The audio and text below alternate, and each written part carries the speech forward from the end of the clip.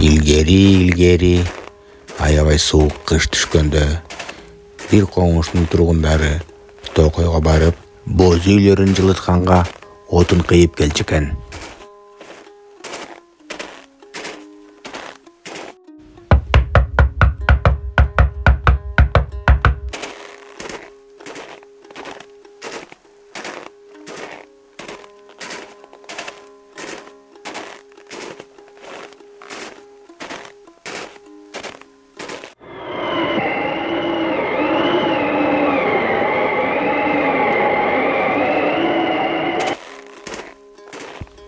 Ошентип кыштын кыраан шилдесинде токойдон карагайлардан кыйып келишип, боз үйлөрүнө от жагып, жаз күтүп жүрүшүптүр.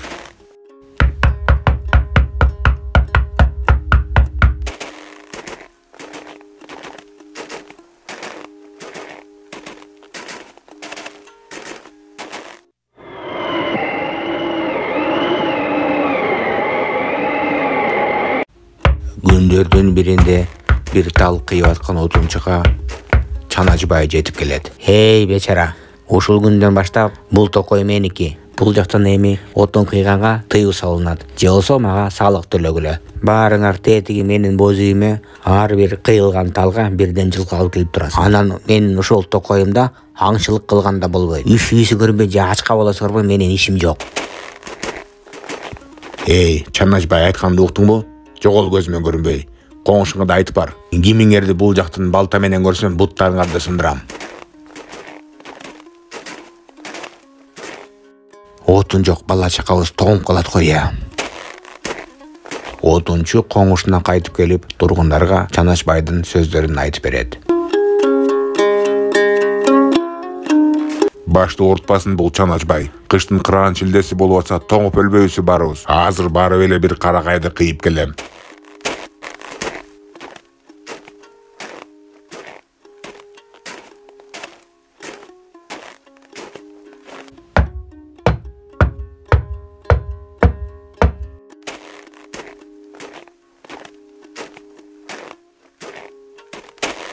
Эй, Шүмшүк, урматтуу Чаначбай отун кыйганга тыюу салбады беле? Же кулагым уккан жокпу аны? Чаначбайыңар билгенин кылып алсын. Өзү болсо жылы боз үйдө отурсун, а биздин балдар тоңуп өлсүнбү? Карма буну. Меса.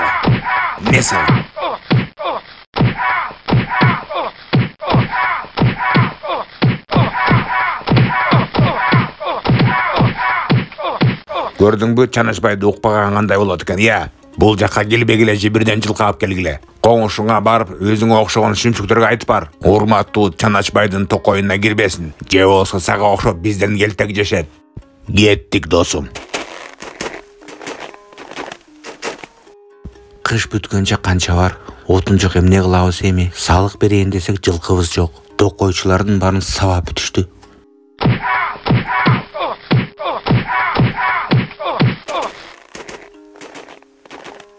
Салык төлөшпөйбү мага? Тоңуп өлүшсүн. Көз салып тургула, түндүктөрүнөн түтүн чыкпасын. Макул.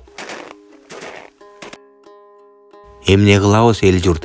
Эми баарыбыз кырылып өлөбүзбү я? Боз үйдө бала чакабыз үшүп атат. Мен кичинекей кезимде чоң атам бийик тоолордон кара таштарды алып келип күйгүзчү эле. Ошол таштардын атын унутуп атпайынбы азыр? Бирок алып келген жери эсимде калган. Эмне деп эле айтып атасың? Таштар дагы күйчүп эле. Ошондой да болобу я? Биринчи жолу угуп атам мындайды.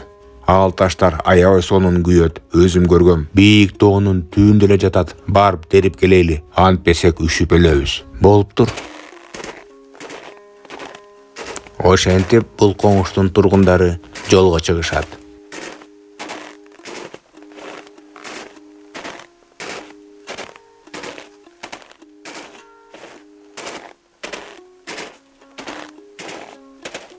Бир топ убакыттан кийин Жолой айтат.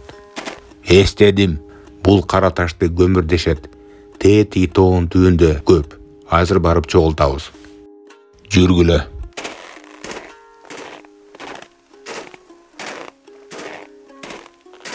Ошентип каптарына көмүр чогултуп алып, коңушуна кайтып от жагышат.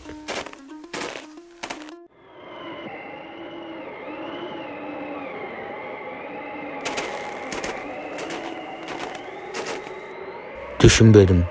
Булар мага салык төлөбөй эле менин токоюмдан карагай кыйып атышабы.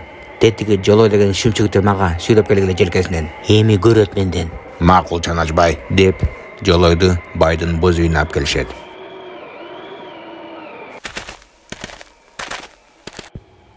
Силерге отун жакпагыла дебедим белем. Жакпай элебиз Чаначбай. Мени алдайын деп атасыңбы? Көрбөдүңбү? Түндүктөрүңөрдөн түтүн чыгып атпайбы? Же мен келе сомунбу силерге? Биз сыйкырдуу таштарды жагып атабыз Чаначбай. Ал эмне болгон сыйкырдуу таштар? Бул таштар кантип бай болушту айтып бере алышат. Бай болушту айтып бере алышат дейсиңби? Чуркаган бойдон барып, жолойдун таштарын бул жакка алып кел. Көрөйүн. Азыр эле алып келем, байым. Эми байлыгыңыз экесе көбөйөт турбайбы, Чаначбай? Мен сени азыр бошотом, бирок сен башка байларга бул таштар жөнүндө айтпа. Макул.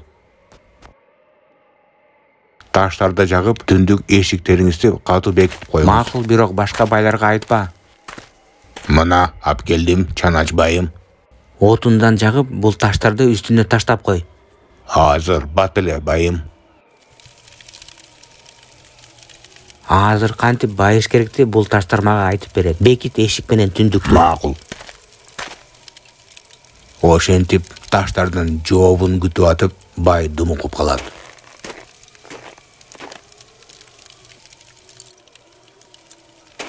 Мына Чаначбай, ач көздүгүңөн ушуну көрмөксүң. Эми элдерге кол көтөрүп, аларга салык салбайсың.